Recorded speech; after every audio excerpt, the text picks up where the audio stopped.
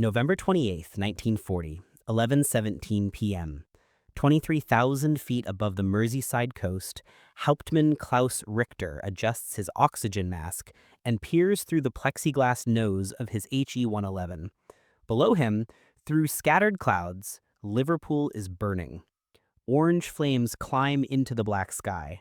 Smoke columns glow red at their base. He can see the docks, or what he thinks are the docks, the shipyards, the warehouses packed with supplies for the British war effort. He signals the bombardier. The bay doors groan open beneath the fuselage. Cold air rushes through the aircraft. 6 250-kilogram bombs hang in their racks, ready. The bombardier counts down. 3, 2, 1. The aircraft lurches upward as the bombs drop away, tumbling through the darkness toward the fires below. Richter banks left and begins the long flight back to occupied France. Behind him, 5 more bombers from his squadron release their payloads onto the same target. The flames below grow brighter with each impact. Mission accomplished. He'll report significant damage to industrial infrastructure. His crew will get hot coffee and schnapps when they land, maybe even a commendation. But here's what Hauptmann Richter doesn't know. He just bombed an empty field 7 miles outside Liverpool. Every fire he saw was deliberately lit. Every glow was carefully controlled. Every light was positioned by British engineers to look exactly like a city under attack when viewed from 4 miles up. The real Liverpool, the actual docks and shipyards and neighborhoods packed with families huddled in shelters, sits untouched in the darkness to the north. Not a single bomb from his squadron fell anywhere near it.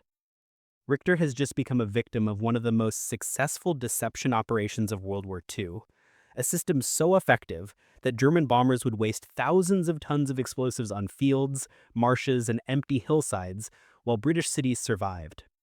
A trick so simple, it seems almost absurd. And it was invented by one man, a Royal Air Force officer who realized that you don't always need fighters and anti-aircraft guns to stop a bombing raid. Sometimes you just need to convince the enemy they're attacking the right target when they're actually hitting nothing at all. His name was Squadron Leader Edward Dickie, and in the autumn of 1940, Britain was burning. The Luftwaffe had been pounding British cities night after night since September. London, Coventry, Birmingham, Liverpool. Hundreds of bombers crossed the channel after sunset, guided by moonlight and radio beams toward Britain's industrial heart. Neighborhoods vanished in firestorms. Factories crumbled. Thousands died in the rubble. British defenses were overwhelmed. Fighter squadrons couldn't intercept every raid. Anti-aircraft guns fired blindly into darkness, hoping for lucky hits. Searchlights swept the sky but rarely caught anything. The bombers came in waves, methodical and relentless, and there weren't enough guns or planes or pilots to stop them all. Something else was needed. Something unexpected. Something the Germans wouldn't see coming until it was too late. Edward Dickie was sitting in an operations room outside Bristol when the idea came to him. He'd been watching raid reports come in, tracking bomber formations as they followed rivers and coastlines toward their targets. The Luftwaffe navigated by landmarks at night, rivers that reflected moonlight, cities that showed blackout violations, and most importantly, fires. Once a few bombs hit and buildings started burning, the rest of the formation simply aimed for the flames. Dickie stared at the map. Then he asked a question that seemed almost childish in its simplicity. What if we started the fires ourselves? The other officers in the room looked at Dickie like he'd lost his mind. Start fires deliberately? Light up targets for the Luftwaffe? That was the opposite of everything Britain had been doing for months. The entire country operated under strict blackout regulations, windows covered with thick curtains, street lamps extinguished, car headlights painted over except for tiny slits. People got fined for striking a match outdoors. The whole point was to stay invisible. But Dickie wasn't suggesting they light up actual cities. He was suggesting they light up empty land that looked like cities from the air. Decoys. Fake targets so convincing that German bombardiers would waste their payloads on nothing, while the real targets sat dark and safe nearby. It wasn't a new idea. Not entirely. The British had tried decoy sites before, crude affairs with a few electric lights arranged to mimic streets or railway stations. They hadn't worked. German navigators ignored them. The deception was too obvious, too static. Real cities had movement, complexity, the unmistakable signature of urban infrastructure under bombardment. Dickie understood why the early attempts failed. He'd flown reconnaissance missions himself. He knew what cities looked like from altitude at night.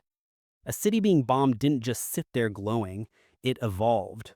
Buildings caught fire in stages. Flames spread. New fires started as bombs hit. There was chaos, randomness, the organic sprawl of destruction that couldn't be faked with a few fixed lights. Unless you could actually recreate that chaos. Control it. Make it look real enough that a bombardier traveling at 200 miles per hour, 5 miles up in the dark, with anti-aircraft fire bursting around him, and perhaps 30 seconds to identify his target and release his bombs, wouldn't notice the difference.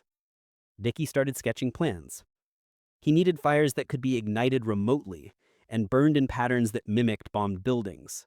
He needed lights that simulated streets, factories, rail yards. He needed everything timed precisely so that when German bombers arrived overhead, they'd see exactly what they expected to see. A target already under attack, perfect for adding more bombs. The proposal went up the chain of command. Some officials dismissed it immediately. Others were skeptical, but desperate enough to try anything. Britain was losing the war in the air. Every night brought more casualties, more destruction, more proof that conventional defenses couldn't handle the scale of the Luftwaffe offensive. By early November 1940, Dickie received approval for a trial program. The project was classified, given the code name Starfish, an acronym for Special Fire, and allocated a small budget along with a team of engineers, firefighters, and construction workers. They had weeks to build something that might work or might accomplish nothing except wasting resources Britain could barely spare. Dickie chose sites carefully. They had to be far enough from real targets that bombers wouldn't accidentally hit the actual city, even if they missed the decoy, but close enough that German navigators following rivers or coastlines would see them at the right moment in their approach. Ideally, on high ground, where fires would be visible from maximum distance. The locations also had to be expendable. Farmland nobody needed, marshes, hillsides, empty moors, places where 1,000 German bombs could fall without killing anyone or destroying anything that mattered. Near Bristol, Dickie's team found a stretch of open country 7 miles from the city center. It sat on elevated terrain with clear sightlines from the air. A farmer agreed to lease the land. Construction began immediately. What they built there looked like organized madness. Workers dug pits and trenches across several acres. Inside each pit, they installed iron baskets filled with wood, coal, and creosote-soaked materials that would burn hot and bright. The baskets were connected by underground cables to a central control bunker, where an operator could ignite specific fires in sequence. Some baskets were designed to flare quickly and die down, mimicking incendiary bomb hits. Others burned longer, simulating buildings fully ablaze. Between the fire pits, electricians installed arrays of lights fitted with colored filters, red and orange to mimic flames at a distance, yellow for street lighting, white for electric arcs from damaged power lines. Each light was angled and positioned based on aerial photographs of actual bomb damage in British cities. The goal was to recreate the exact visual signature of urban destruction as seen from 20,000 feet. They added oil-fed burners that could produce thick smoke, reflective panels angled to catch moonlight and simulate water or glass, even dummy buildings, skeletal frames that would show dark against the fire glow, suggesting structures not yet burning. The control bunker itself was buried underground, camouflaged, connected to the nearest RAF station by telephone line. A single operator stationed there could light the entire fake city in stages, responding in real time to the pattern of an actual raid. If bombers were approaching from the west, he'd light fires on that side first. If the attack seemed to focus on docks, he'd ignite the sections designed to look like waterfront warehouses. It was theater. Stagecraft on the massive scale, a production designed for an audience of Luftwaffe crews who would never realize they were watching a performance. By late November 1940, the first Starfish site was operational. RAF spotters tracked incoming raids and alerted the decoy crews when bombers were inbound. Operators stood ready at their control panels, hands on switches, waiting to light their false cities. The question was whether any German pilot would actually fall for it. The answer came 3 nights later, December 2nd, 1940. A Luftwaffe formation crosses the Bristol Channel just after 9 p.m. 18 bombers, navigation lights off, engines throttled to cruising speed. They're following the Avon River inland, using its moonlit surface as a guide toward Bristol's aircraft factories and shipyards. RAF spotters track them on radar. Estimates put them 20 minutes out. A telephone rings in the Starfish bunker outside Bristol. The operator, a former theater electrician named Peter Walsh, picks up. "Light it," the voice says. "Full sequence. Make it look good." Walsh hangs up and turns to his control board. Rows of switches, each labeled with a sector designation. He's rehearsed this 100 times, but never done it for real. His hand hovers over the first switch. Then he starts the show. Section A ignites first. 3 fire baskets flare to life on the eastern edge of the site, bright orange flames climbing 15 feet into the air. To a bombardier overhead, they'd look like incendiary bombs that hit 30 seconds ago, buildings just starting to catch. Walsh counts to 20. Flips another switch. Section C lights up, offset to the north. 4 more fires. These ones are mixed with oil burners that produce rolling black smoke, the signature of fuel tanks or industrial chemicals burning. He works through the sequence methodically. Section by section, the fake city comes alive. Fires spread across the hillside in a pattern that mimics chaos, but is actually carefully choreographed. Some flames burn high and bright, others smolder low. The colored lights flicker on, simulating street lamps damaged but still functioning, electrical shorts, building interiors exposed by blast damage.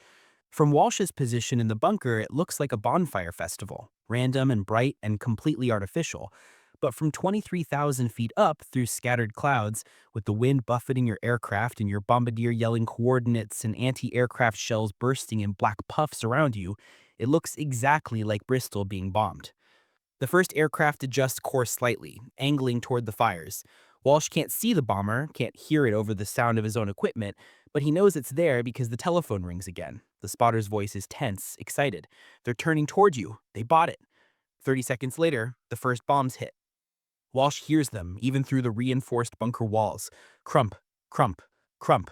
Heavy concussions that shake dust from the ceiling. Explosions marching across the hillside, tearing craters and empty farmland, shredding the fire baskets and light arrays he spent weeks installing. More bombers follow. For 20 minutes, they pound the decoy site. High explosive bombs designed to collapse buildings, incendiaries meant to start fires, all of it falling on dirt and grass and scrap metal arranged to look like something worth destroying. Walsh keeps working his control board, relighting sections that got blown out, adjusting the pattern to maintain the illusion. If the fire suddenly disappeared, the Germans might realize something was wrong. He has to keep the performance going until the last bomber releases its payload and turns for home. Finally, silence. The raid is over. Walsh climbs out of the bunker and surveys the damage. The hillside looks like the surface of the moon. Craters everywhere, twisted metal, fires still burning in the wreckage of his carefully constructed decoy. But 7 miles away, Bristol is untouched.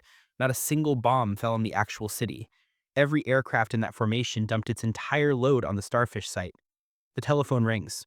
Walsh stumbles back to answer it. His ears are still ringing from the explosions. "Good work. Get it rebuilt. They'll be back tomorrow night." And they were. December 3rd, December 6th, December 10th. German bombers kept coming, and the Starfish sites kept burning. Some raids ignored the decoys and hit the real targets anyway, guided by accurate navigation or bomber crews who'd learned to recognize the tricks.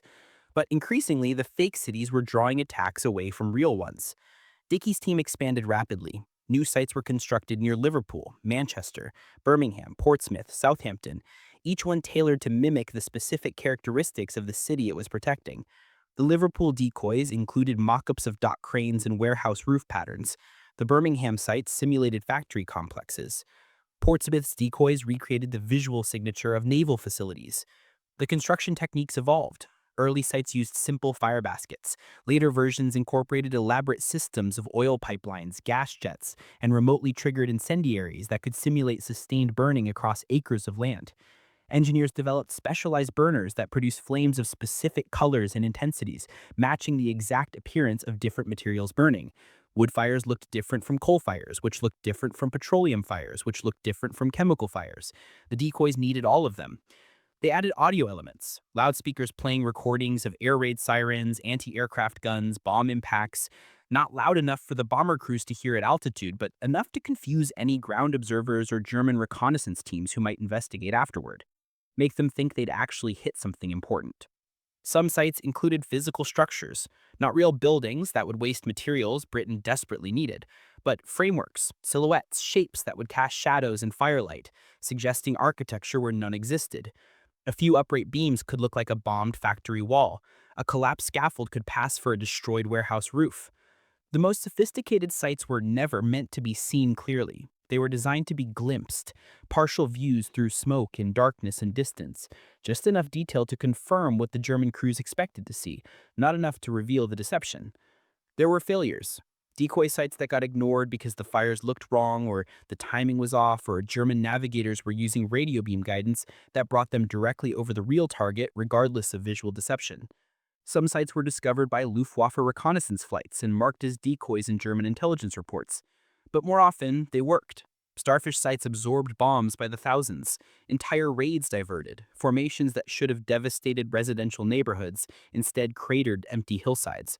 Cities that should have burned stayed dark. The program remained classified throughout the war. Operational details were restricted to essential personnel. Even the crews was building destroyed decoy sites often didn't know the full scope of what they were building. Security was absolute because the entire system depended on secrecy. The moment the Luftwaffe fully understood how widespread the deceptions were, they'd adapt, retrain their navigators, develop countermeasures. So the Starfish sites burned in silence, anonymous, unknown, while cities lived. By January 21st, 1941, 14 Starfish sites were operational across southern England. Dickie's operation had grown from a desperate experiment into a coordinated national defense system. Each site had its own crew, its own control bunker, its own communication line to RAF Fighter Command. They operated like a network of theaters, each one ready to stage the same performance on any given night. But effectiveness was hard to measure. You could count the bombs that hit a decoy site easily enough. Craters didn't lie. What you couldn't count was the bombs that didn't fall on the real city.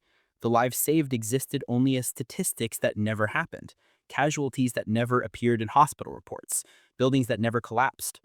The Air Ministry wanted proof, hard numbers, evidence that justified the resources being poured into the program. Dickie needed a clear, undeniable success, a night where the deception was so complete that even skeptics would have to acknowledge it worked. He got it on the night of January 17th, 1941. The target was Liverpool, again. The city had already suffered terribly in December. The Christmas Blitz had killed hundreds and left entire neighborhoods in ruins. Liverpool's docks were critical for Britain's survival. Convoys from America unloaded supplies there, military equipment, food, fuel. Everything Britain needed to keep fighting came through those docks. The Luftwaffe knew it. They'd been hitting Liverpool repeatedly, trying to sever Britain's Atlantic lifeline. German intelligence had identified 3 new Starfish sites protecting Liverpool. Their bomber crews had been briefed. Watch for decoys. Don't be fooled by fake fires. Navigate precisely using radio beams and visual landmarks. Hit the real target. Weather conditions were perfect for bombing. Clear skies, half moon, light winds. The Luftwaffe launched a major operation. Over 60 bombers, mostly Henkel H-111s and Junkers UU-88s, loaded with high explosive and incendiary bombs, the largest single raid on Liverpool in weeks. RAF radar picked them up crossing the Irish Sea at 8:45 p.m. Fighter Command scrambled what interceptors they could, but night fighters were still primitive in 1941. Most bombers would get through. Ground defenses prepared, anti-aircraft batteries loaded, searchlight crews powered up their equipment. Fire brigades stationed themselves near likely targets. And in 3 separate locations around Liverpool, Starfish operators received their telephone calls. The timing had to be perfect. Light the decoys too early, and German navigators might see both the fake cities and the real one realize the deception. Light them too late, and the bombers would already be over their actual targets, committed to their attack runs. Dickie had calculated the optimal moment. The decoys should ignite when the bomber formation was still 15 miles out, far enough that they'd see the fires and adjust course toward them, close enough that they wouldn't have time to question what they were seeing. At 9:03 p.m., all 3 Starfish sites lit up simultaneously. The northernmost site on farmland near Mughal simulated the northern dock areas. Fires arranged to mimic warehouse rows and cargo facilities. The operators used heavy smoke generators to recreate the signature of burning rubber and coal, materials stored in large quantities at the real docks. The eastern site, outside Prescott, represented the industrial suburbs, factory districts, railway yards. The fires there were brighter, hotter. designed to look like metalworks and chemical plants ablaze. Colored lights simulated electrical fires and gas main explosions. The southern site, closest to the actual city, was the most elaborate. It mimicked Liverpool's city center. The fire pattern suggested bombed streets, collapsed buildings, the kind of widespread urban destruction that would draw follow-up attacks. This site had been constructed with special attention to architectural detail. Dummy walls, false building outlines, reflective surfaces positioned to suggest water from the Mersey River catching firelight. From Liverpool itself, citizens in shelters heard the bombers overhead, the deep throb of engines, the whistle of falling bombs. But the impacts sounded wrong. Distant. Muffled. Not the close, terrifying crashes that shook buildings and shattered windows. These explosions were coming from outside the city, miles away. The anti-aircraft crews kept firing, filling the sky with bursting shells and tracer rounds. Searchlights swept back and forth. But most of the bombers weren't overhead. They were circling the decoy sites, methodically bombing empty fields while Liverpool set dark beneath them. At the Prescott Starfish site, operator Thomas Green watched through a periscope as bombs walked across his hillside. He'd been a fireworks technician before the war, setting up displays for festivals and celebrations. This was the same job fundamentally.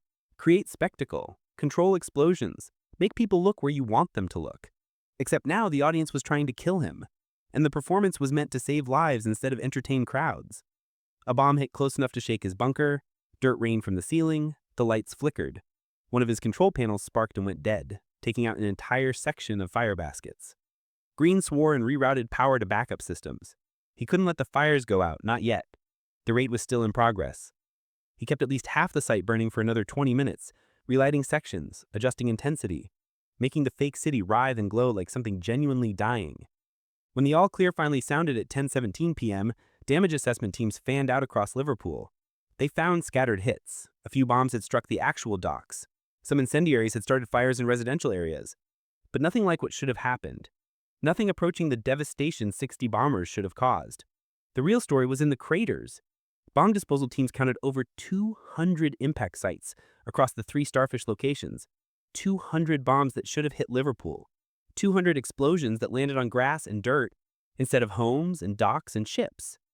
German reconnaissance flights the next morning photographed heavy damage to Liverpool's northern docks, eastern industrial zone, and southern city center. Their analysts marked the raid as highly successful. Significant destruction confirmed. The photographs showed exactly what they expected to see. Bomb craters, burned areas, wrecked structures. What they were actually photographing were the Starfish sites, the fake docks, the simulated factories, the dummy city center. British engineers had even added touches of authenticity after the raid ended. Scattered debris, smoke pots that kept smoldering through the morning, damaged vehicles positioned to look like they'd been caught in the bombing, stage dressing to sell the illusion even after the performance ended. The Luftwaffe never questioned the reconnaissance reports. Why would they?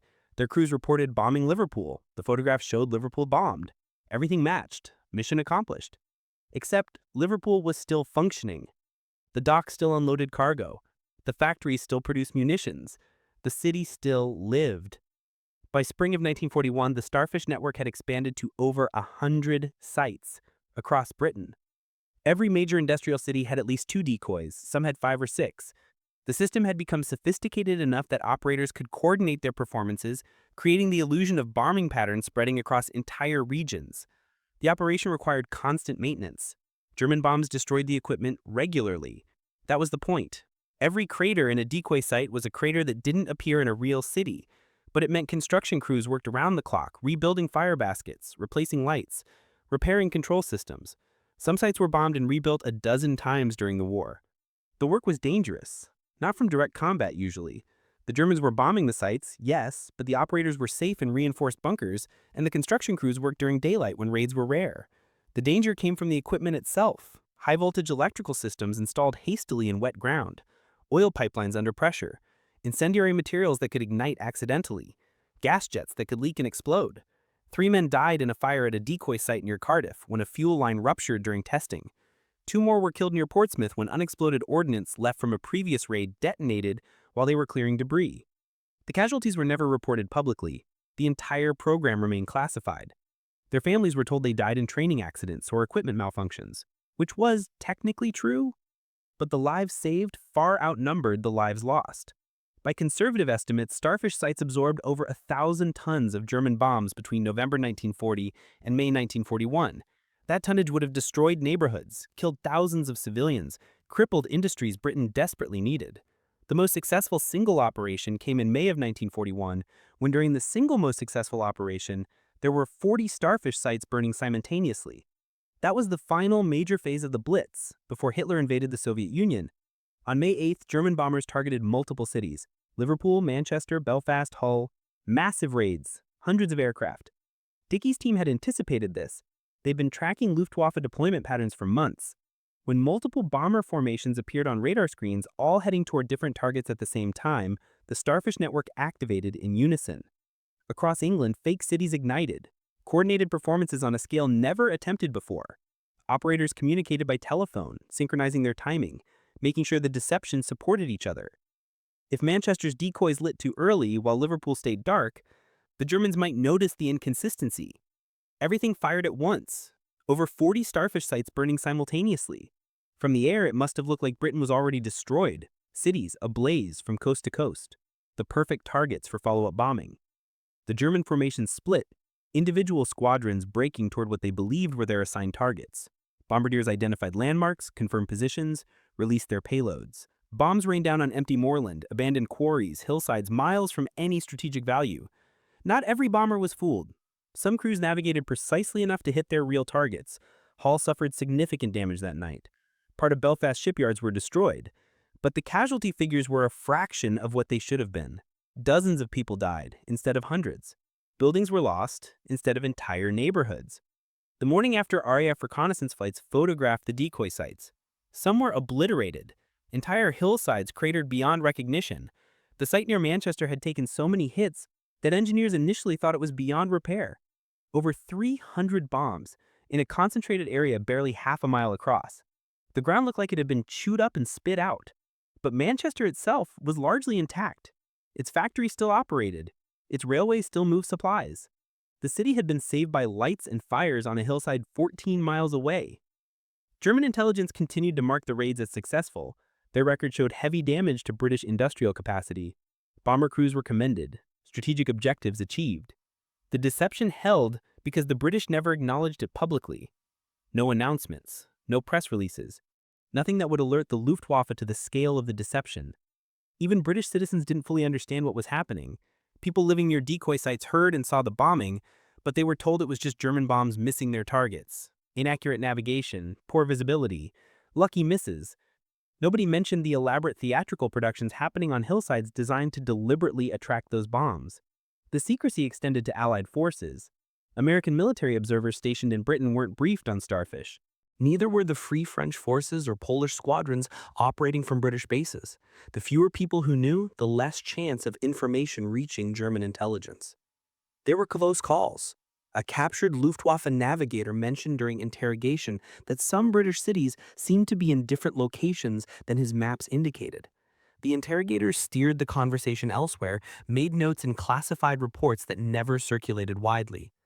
A German reconnaissance photo analyst noticed that damage patterns in Liverpool didn't quite match the street layouts in pre-war photographs. His supervisor dismissed it as bomb scatter and poor image resolution. The system worked because people see what they expect to see. German crews expected to find British cities where their maps said they'd be. They expected those cities to burn when bombed. They expected reconnaissance photographs to show damage. The Starfish sites gave them all of that. Confirmation bias did the rest. By summer 1941, the Blitz was effectively over. The Luftwaffe turned east toward Russia. Strategic bombing of Britain continued sporadically throughout the war, but never again with the sustained intensity of 1940 and 1941. The Starfish sites remained operational, constantly maintained, ready to activate if the bombing campaigns resumed in force. They were used occasionally during later German operations. The Baedeker raids in 1942, named after German tourist guidebooks, targeted historic British cities like Bath, Exeter, and Canterbury. Starfish sites protected some of them. The V-1 flying bomb campaign in 1944 couldn't be deceived by fake cities because the V-1s were pre-programmed and didn't navigate visually. But even then, the decoy infrastructure was adapted. Some sites were equipped with radio transmitters that jammed or distorted the guidance signals, causing the flying bombs to fall short of their targets. The full scope of the Starfish program wasn't declassified until decades after the war ended.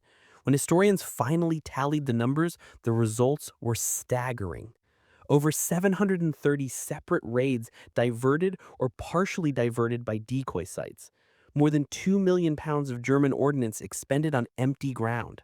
Thousands of lives saved by fires that burned in fields instead of homes. Edward Dickie received recognition after the war, an Order of the British Empire, quiet commendations from military officials, but he never became famous. Most people who lived through the Blitz never learned his name. The cities he saved never built monuments to him because they never knew they'd been saved. The operators who ran the Starfish sites went back to their civilian lives when the war ended. Peter Walsh returned to theater work in London's West End. Thomas Green opened a small electrical repair shop in Manchester. Most of them were bound by the Official Secrets Act and couldn't discuss what they'd done even with their families.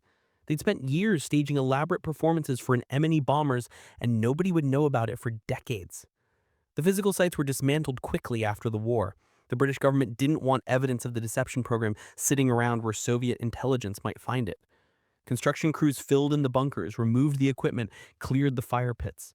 Farmers reclaimed their land. Within 2 years, most Starfish locations looked like ordinary countryside again. You could walk across a field where 200 German bombs had fallen and never know anything unusual had happened there.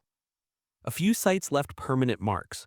The ground near Prescott remained scarred with craters for years.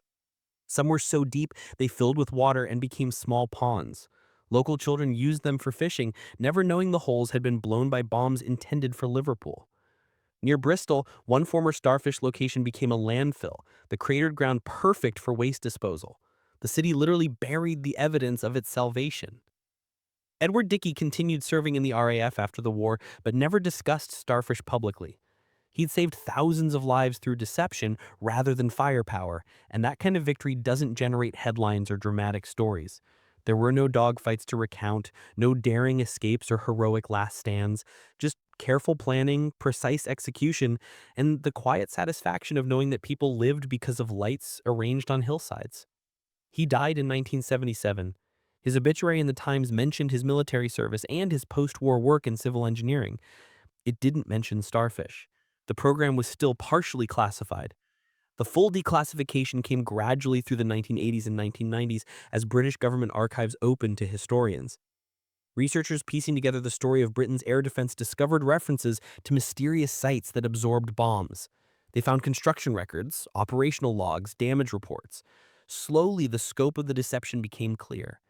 Some Luftwaffe veterans, when interviewed years later, remembered nights when their target seemed oddly placed or when damaged differently than expected. A few admitted that they'd suspected something was wrong at the time but had no way to confirm it. One former navigator mentioned that he had reported discrepancies between his maps and what he saw burning below, but his commanding officer told him his navigation was simply off. The idea that the British were building fake cities never seriously occurred to German intelligence during the war. It seemed too elaborate, too resource-intensive, too theatrical, which is precisely why it worked. Modern military deception operations trace their lineage directly to Starfish. The principles Dickie developed, giving the enemy what they expect to see rather than trying to hide completely, became foundational to strategic deception. During the Gulf War, coalition forces used decoy tanks and fake command centers to draw Iraqi fire.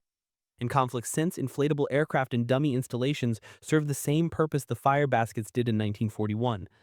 Make the enemy waste resources attacking things that don't matter. But Starfish remained unique in its scale and success. No other deception program in history saved as many civilian lives. No other operation turned enemy bombardment into theater quite so literally. The crews who operated those sites were part stage manager, part combat defender, creating performances that their audience never realized they were watching. The people of Liverpool and Bristol and Manchester never knew how close they came to total destruction on certain nights. They sheltered in basements while bombs fell miles away, drawn by fires they couldn't see, lured by deceptions they'd never hear about. They survived because someone thought to ask a simple question. What if we lit the fires ourselves? There's a small memorial now near one of the former Starfish sites outside Liverpool. It was erected by a local history group in 2015 after they learned what had happened there. A simple stone marker with a plaque explaining that this empty field once saved the city. Not with guns or fighters or bombs, with lights and mirrors and controlled fires, with theater. On quiet nights, when the wind moves through the grass and the moon is half full like it was in 1940, you can almost imagine it. The fires suddenly blazing to life across the hillside. The sound of aircraft engines overhead, the whistle and crash of bombs falling on nothing. And somewhere miles away, a city staying dark and safe, its people never knowing that a performance was being staged in their honor. Edward Dickey's contribution to Britain's survival was as significant as any fighter pilot or anti-aircraft gunner. He understood that warfare isn't always about destroying the enemy. Sometimes it's about making them destroy the wrong thing. Sometimes the most effective weapon is a well-told lie, staged convincingly enough that nobody questions it until it's too late. The Starfish sites burned bright so cities could stay dark. They absorbed violence intended for others. They turned German bombs into waste, German missions into failures, German intelligence into self-deception. All with equipment that could have been built by a theater company. All with a trick so simple it seems absurd in hindsight.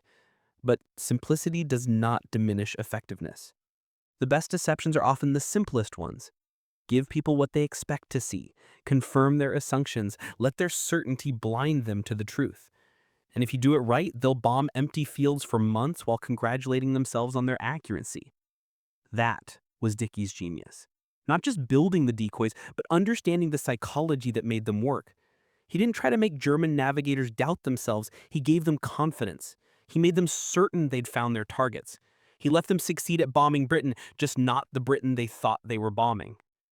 Thousands of people lived full lives after the war because of those deceptions.